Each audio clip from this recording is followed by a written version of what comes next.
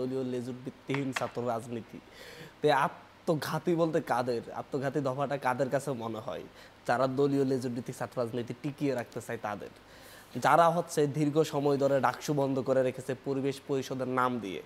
আজও পরিবেশ পরিষদের নাম যখন কানে বাজে তখন আমার কাছে মনে হয় যে 1992 সাল থেকে 2024 থেকে আবার 2050 ডাকসু আর হবে না, ডাকসু আর এদেশের মানুষ চোখে দেখবে না।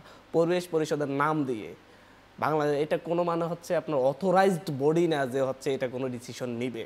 এটা পরিবেশ পরিষদের সকল ক্রিয়াশীল সকল ছাত্র সংগঠন বসে যখন হচ্ছে কোনো ডাকসু ছিল না তখন হচ্ছে যাতে 1 বছরের জন্য অন্তত হচ্ছে প্রতিষ্ঠান ইয়ার সাথে বিশ্ববিদ্যালয়ের ইয়ার সাথে প্রশাসনের সাথে আলাপ আলোচনা করে চলবে এই কারণে ঘটিতেছে। কিন্তু তারপরে সেই পরিবেশ পরিষদের নাম দিয়ে আজকে কত বছর ছাত্র সংসদ নির্বাচন নেই, এই দায়টা কার? 1992 থেকে বন্ধ হয়েছে বিএনপির আমল, এরপর 2001 থেকে 6 আবার বিএনপি ছিল, এখন আবার আইসা যে ডাকসুটা দিবে আমাদের আর বিশ্বাস হচ্ছে না। কারণ ডাকসু হলে ওই যে যেটা ওনাদের কাছে আত্মঘাতী মনে হয় যে হচ্ছে লেজুর ভিত্তিহীন ছাত্র রাজনীতি চালু করার কথা যখন বলা হয়, লেজুর ভিত্তিক ছাত্র রাজনীতি বন্ধের কথা বলা হয়, তখন হচ্ছে লেজুর ভিত্তিক দলগুলোর কাছে সপ্তম দফা আত্মঘাতী হবে এটা বাস্তব। কিন্তু সাধারণ শিক্ষার্থীর মতামত কি?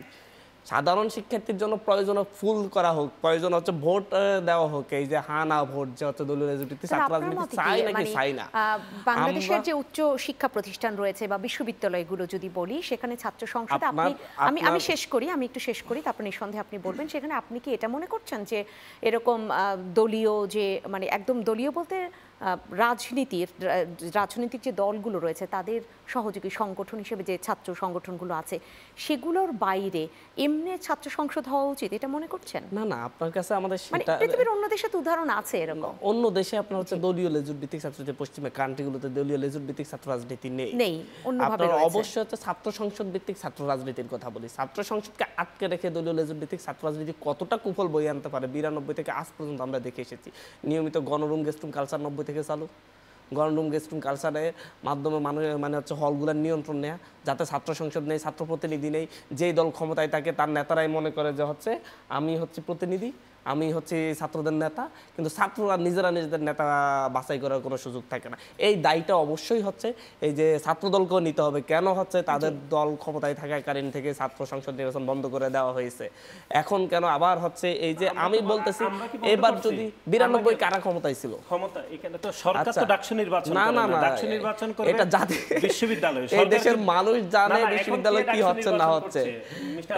বিশ্ববিদ্যালয় প্রশাসন করে, সরকারের মতামত নেই করে, বিশ্ববিদ্যালয় প্রশাসনকে করতে দেয়া হয় নাই, এটা বাস্তবতা।